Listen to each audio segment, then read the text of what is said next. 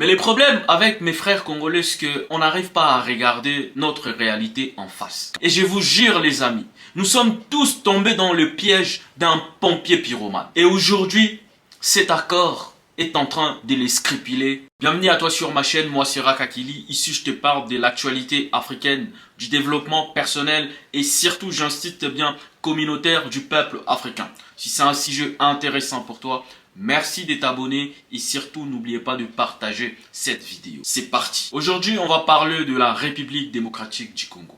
Un pays en guerre depuis très longtemps. Ces derniers temps, le Congo est encore en guerre. Des milliers de déplacés, des milliers de morts. Une partie de la République démocratique du Congo est toujours occupée par le rebelle du M23. Mais aujourd'hui, on va parler de l'accord de principe entre la RDC et le Rwanda, sous l'égide des Américains. Qu'est-ce que cet accord scripule? Quel est l'avantage que les Congolais vont tirer de cet accord? Cet accord est-il vraiment pour apporter une paix durable ou une paix temporaire? Nous allons décrypter cela ensemble. YouTube me signale que vous êtes nombreux à regarder nos vidéos mais vous n'êtes pas abonnés. Si mes contenus vous intéressent, allez s'il vous plaît, ça nous encourage en tout cas. Merci de vous abonner, vos abonnements nous encouragent. Il y a peu de temps, nous étions 1000 abonnés. Aujourd'hui, nous sommes 1500 abonnés et c'est grâce à vous. Grâce à vos partages, grâce à vos j'aime et grâce à vos commentaires. Continuez à les faire maximum possible et surtout, c'est avec vous qu'on va aller plus loin. Alors, cette déclaration de principe signée à Washington contient quoi? Vous savez, quelqu'un a dit autrefois, ceux qui ne se souviennent pas du passé sont condamnés à le revivre d'une manière ou d'une autre.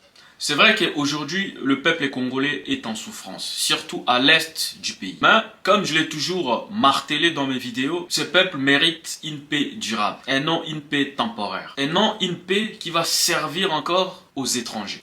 L'histoire nous enseigne que un voleur restera toujours un voleur. Ici, il n'est pas question de condamner, que ce soit Monsieur le Président de la République, Monsieur Félix Antoine Tshisekedi Tshilombo, ou son prédécesseur, Monsieur Joseph Kabila Kabange, ou même le rebelle. On va essayer de réfléchir d'une manière correcte. Pas du fanatisme, il n'y a pas du tribalisme, il n'y a pas des émotions. Juste un Africain qui essaye de réfléchir par rapport à ce qui se passe dans son continent, par rapport à ce qui s'est passé dans le monde, par rapport aux personnes qui ramènent les solutions en Afrique. Les Américains sont-ils vraiment là pour la paix ou pour leurs intérêts? Où est-ce que les Américains ont ramené la paix dans ce monde?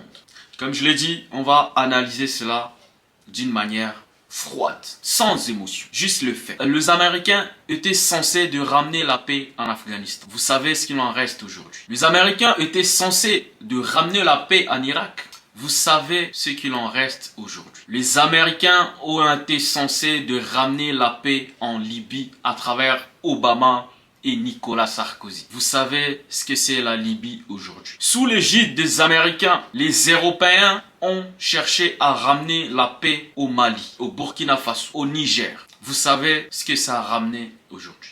Et dans tout ça, le peuple congolais, le gouvernement congolais continue à chercher des solutions à l'extérieur de leur pays. Continuer à chercher des solutions dans un pays, le premier producteur des armes au monde. Quel intérêt les Américains porteront dans une paix durable en République démocratique du Congo? Aujourd'hui, les Congolais sont livrés à eux-mêmes. Par rapport à mes propres analyses, alors, juste après l'élection de Donald Trump, cette guerre a éclaté. En tout cas, bon, cette guerre avait déjà commencé avant. Le régime, en tout cas, les gouvernements congolais agissaient comme si de rien n'était. On voyait les autorités congolaises festoyer. Il y a eu des décapitations, des morts dans le Nord Kivu. Vraiment des scènes horribles. Mais il n'y avait pas vraiment des communications au niveau gouvernemental pour même rendre hommage à ces victimes. Mais cette guerre a pris des ampleurs après la prise des Goma. Et c'était juste après les élections de Donald Trump. Sans oublier les déclarations du président de la République avant qui martelait qu'il ne négociera jamais avec ni les rebelles ni avec Monsieur Paul Kagame. Le président avait dit ça plusieurs fois. Malheureusement, aujourd'hui, le président n'a pas tenu sa parole. Pour X ou Y raison, on ne sait pas. On n'est pas ici pour juger Monsieur le président de la République. On est ici pour juger des faits.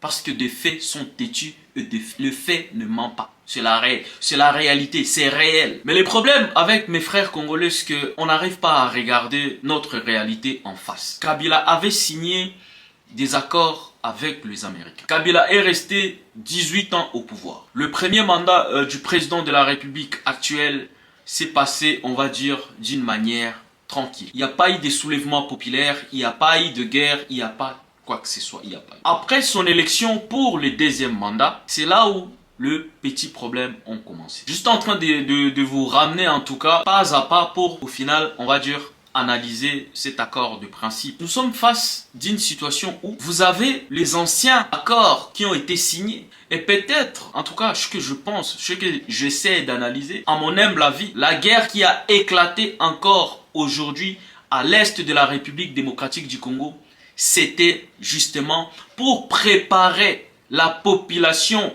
congolaise à demander elle-même un nouveau accord. Même moi-même, je fais partie de personnes qui ont demandé, peu importe ce que vous allez faire, ramener la paix pour mes frères congolais, ramener la paix pour mes frères africains. Et personnellement, je me suis fait avoir aussi. Mais j'ai pris le temps d'analyser, j'ai pris le temps de regarder ce qui s'est passé avant. Et je vous jure les amis, nous sommes tous tombés dans le piège d'un pompier pyromane. Et aujourd'hui, cet accord est en train de les scripuler comme pas possible. Donc, pour leur souci des négociations et de bien prendre et de bien piller le bien des Congolais, la vie des Congolais ne compte pas pour eux. J'écris une seule seconde que ces gens étaient humains. J'ai oublié. Je me suis trompé. Je me suis trompé que ces gens n'étaient pas humains et que la vie des Africains, la vie des Congolais n'est rien pour eux.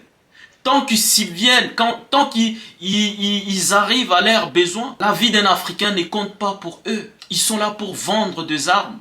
Ils sont là pour piller l'Afrique jusqu'à la moelle épinière. Et donc, ils ont provoqué la guerre à l'est du Congo pour passer ces conflits entre le Rwanda et les Congolais, ou ces conflits comme entre Congolais. Mais les amis, ça part du principe d'un pompier pyromane. Pour justement renégocier les accords et ainsi bien piller les sols des Congolais. Parce que c'est simple.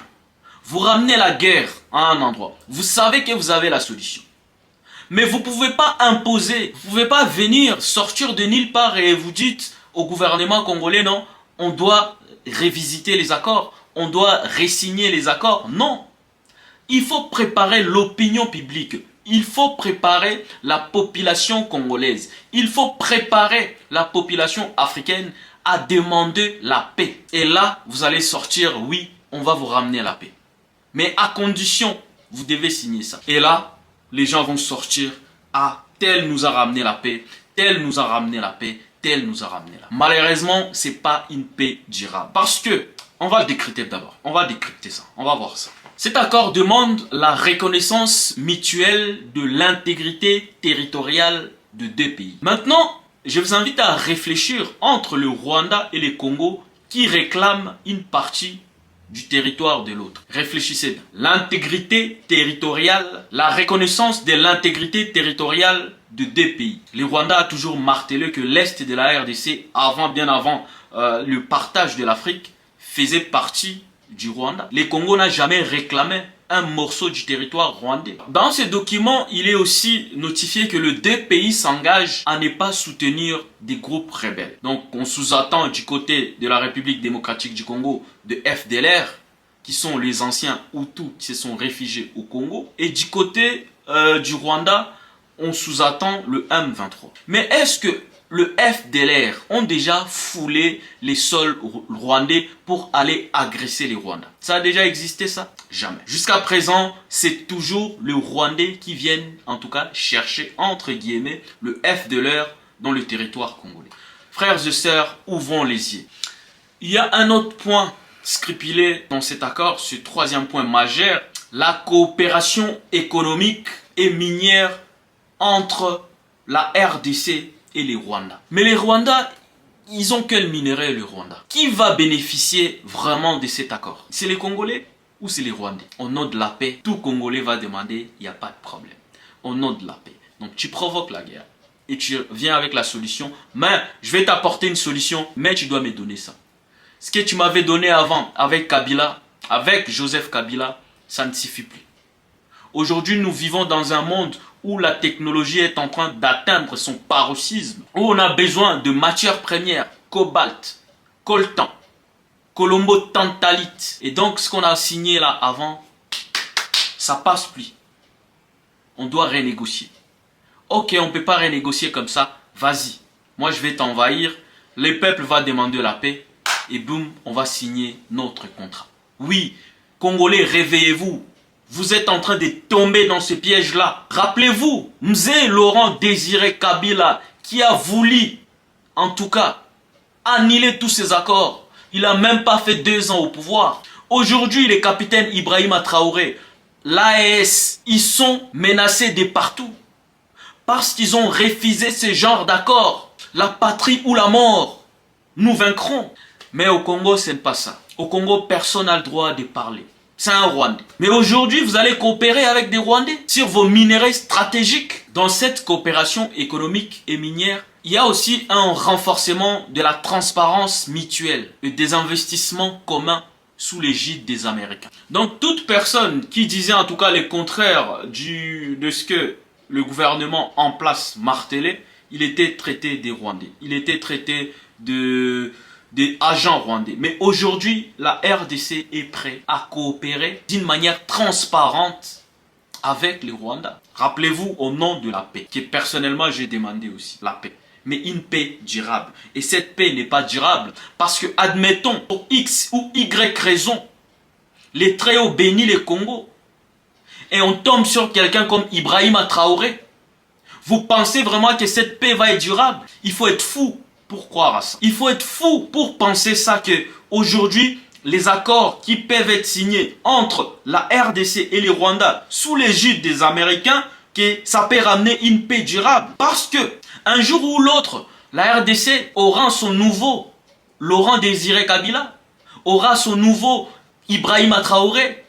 Et c'est là où vous allez comprendre que cette paix n'a rien de durable. Mais c'est une paix pour piller et piller et piller et piller encore les sols congolais. Comme ça a toujours été le cas avec les Américains. Les écrits restent, les paroles s'envolent. Mais aujourd'hui, même les paroles restent, moyennant des vidéos. Et je l'ai dit aujourd'hui. Et je le répète, cette paix n'a rien de durable.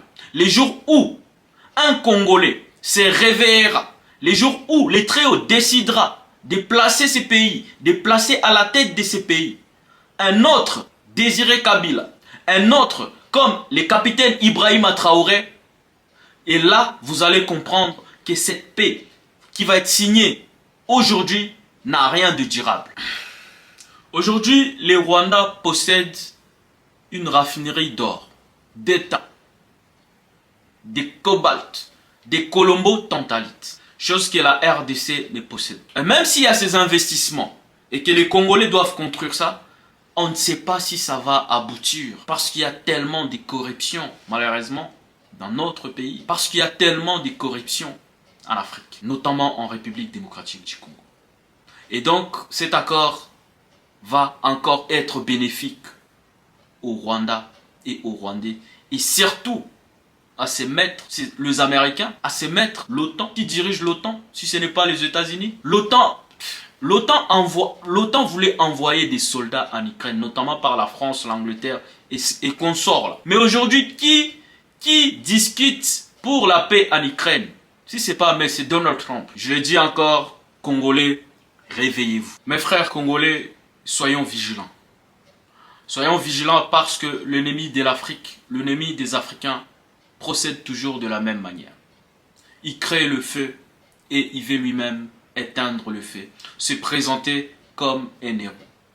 Et je vois beaucoup de Congolais se réjouissent de cet accord de principe entre la RDC et les Rwandais sous l'égide des Américains. Restez méfiants. La souveraineté de l'Afrique, la souveraineté de la République démocratique du Congo ne se fera pas sans sacrifice. Les Congos et surtout l'Afrique, parce que les Congos, c'est les poumons de l'Afrique, on a besoin d'une paix durable, et non d'une paix temporaire. Et non d'une paix pour, en tout cas, mettre la génération future dans une situation compliquée. Déjà, la situation actuelle est très compliquée. Imaginons maintenant la situation d'après. Mettons nos émotions de côté et restons concentrés sur la réalité, sur le fait. Parce que les faits ne mentent pas. Les faits sont factuels. Malheureusement, la réalité est irréelle. Ici, c'est votre frère Rakakili. Nous partageons ici le Rak Mentality. N'oublie pas de me dire ce que tu penses dans les commentaires. C'est toujours très important de savoir votre avis aussi. Vos partages, vos likes, c'est ça aussi qui nous donne la force. Vos commentaires positifs ou négatifs, c'est ça aussi qui nous donne la force. Votre frère Rakakili. À très bientôt.